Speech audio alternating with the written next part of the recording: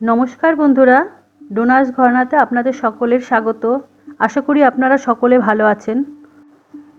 আজকে আপনাদের কাছে গলদা চিংড়ির মালাইকারি করে দেখাবো। গলদা চিংড়ি মালাইকারি করবার জন্য বাজার থেকে প্রমাণ সাইজের চিংড়ি মাছ আনা হয়েছে।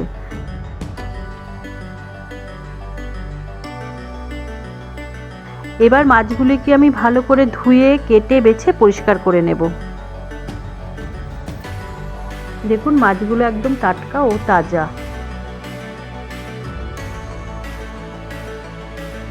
এইখানে আমি মাছগুলোকে কেটে বেছে পরিষ্কার করে নিয়েছি।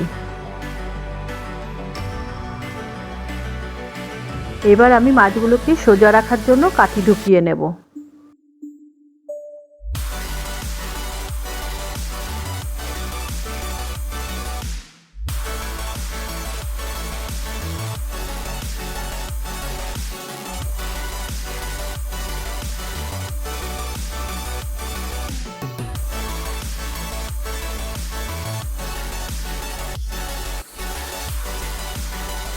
আমার সবগুলো মাছের মধ্যে কাঠি ঢোকানো হয়ে গেছে।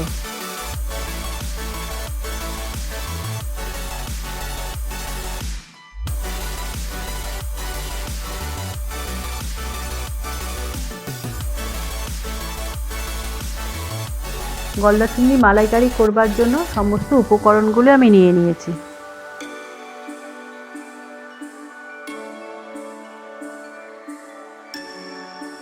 গলদা চিংড়ি করবার জন্য প্রথমেই আমরা নারকেল বাটা নিয়ে নিয়েছি, পর নিয়েছি সর্ষে বাটা,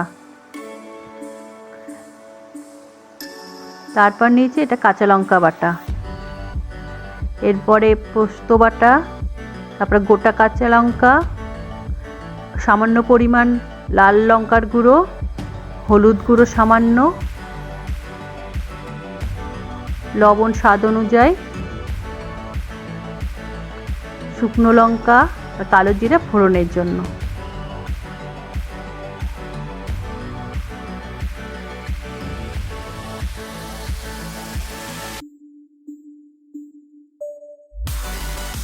এবার আমরা চিংড়ি মাছে নুন হলুদ মাখিয়ে নেব।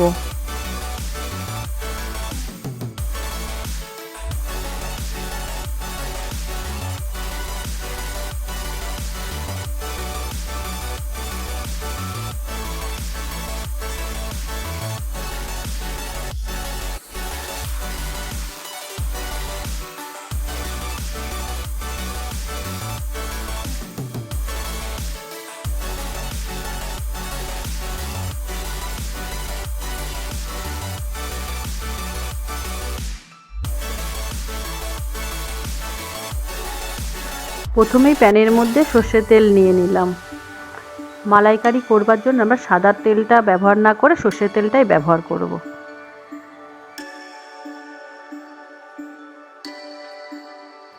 এবার আমরা মাছটাকে ভেজে নেব। মাছটা ভেজে নিলে মাছের স্বাদটাই অন্যরকম হবে।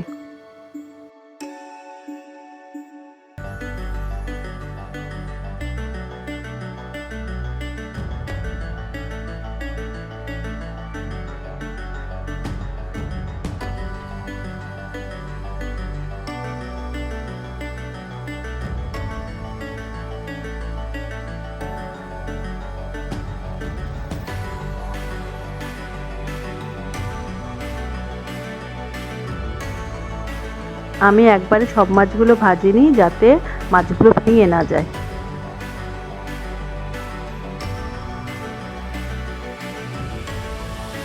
আমার সব মাছগুলো ভাজা হয়ে গেছে।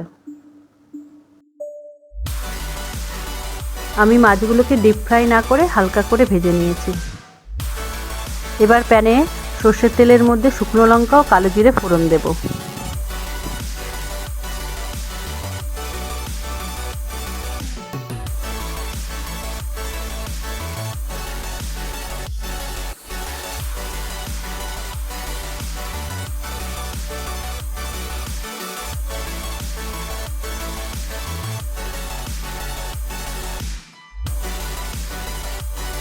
এবার তেলের মধ্যে অল্প অল্প করে নারকেল বাটাটা দিয়ে আমি হালকা করে ভেজে নেব, যাতে স্বাদটা এর অন্যরকম হয়।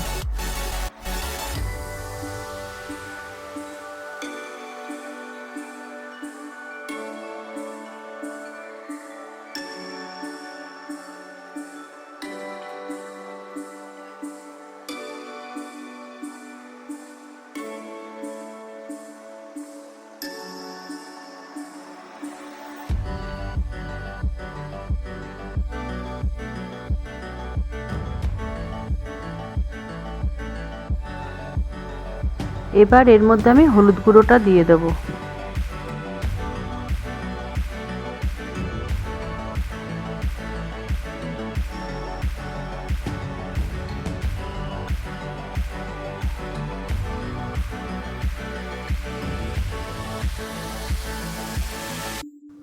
তারপর কাঁচা লঙ্কা বাটাটা দিয়ে নাড়বো।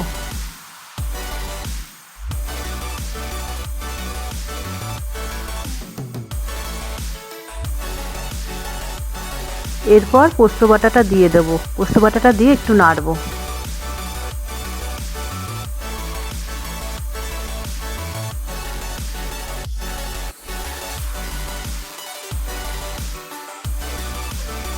এরপর লাল শুকনো লঙ্কার গুঁড়োটা দিয়ে দেব।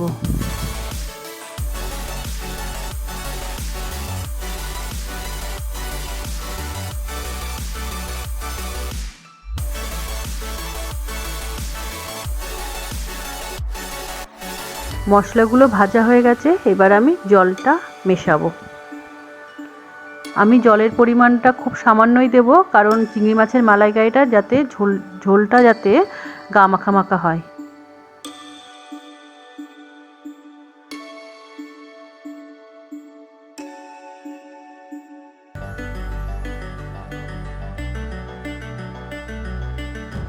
জল দেওয়ার পর আমি সর্ষে বাটাটা দিয়ে দেব।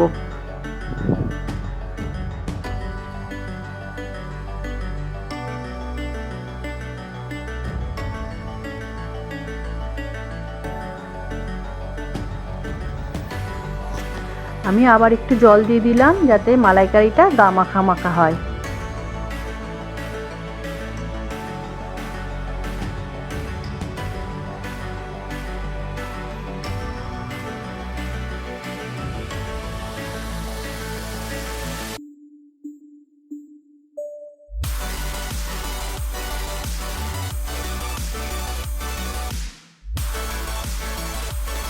অল্প ফোটানোর পর এখানে আমি স্বাদ মতো নুন অ্যাড করলাম।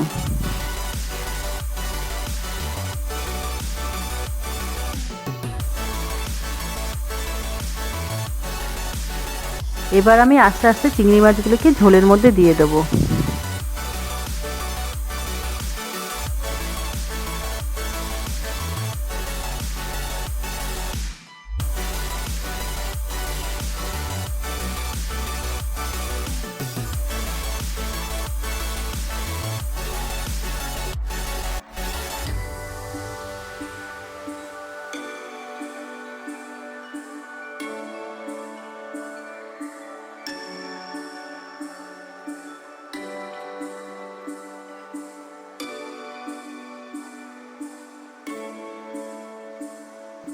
এবার আমি চিনি অ্যাড করব। আমি উপকরণের সময় চিনিটা দেখাইনি, কিন্তু যার যার প্রয়োজন মতো সে চিনিটা স্বাদ অনুযায়ী দিয়ে দেবেন।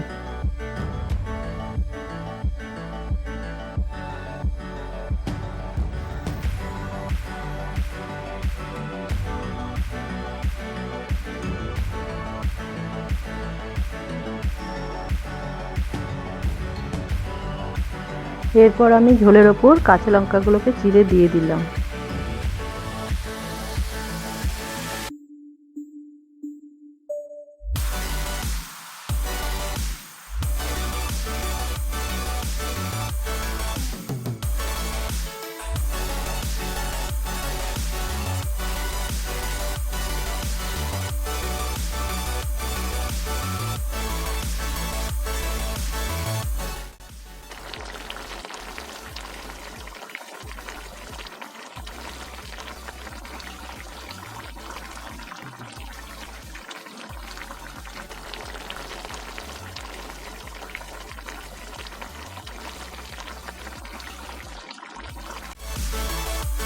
নামানোর আগে সর্ষের তেলটা অ্যাড করে দেব।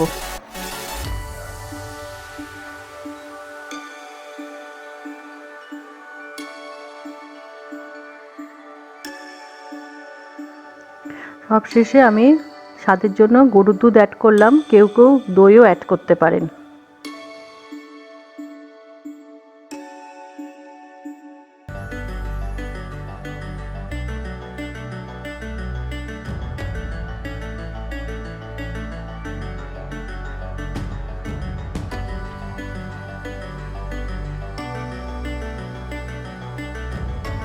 এরপর অল্প ফুটিয়ে নামিয়ে নিতে হবে।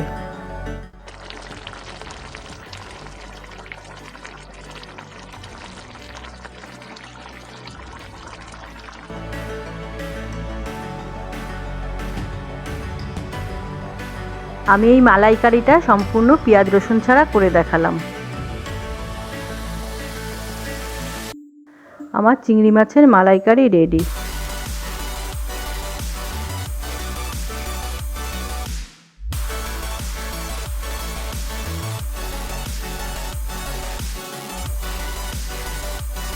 আমার গলদা চিংড়ির মালাইকারিটা পরিবেশনের জন্য রেডি।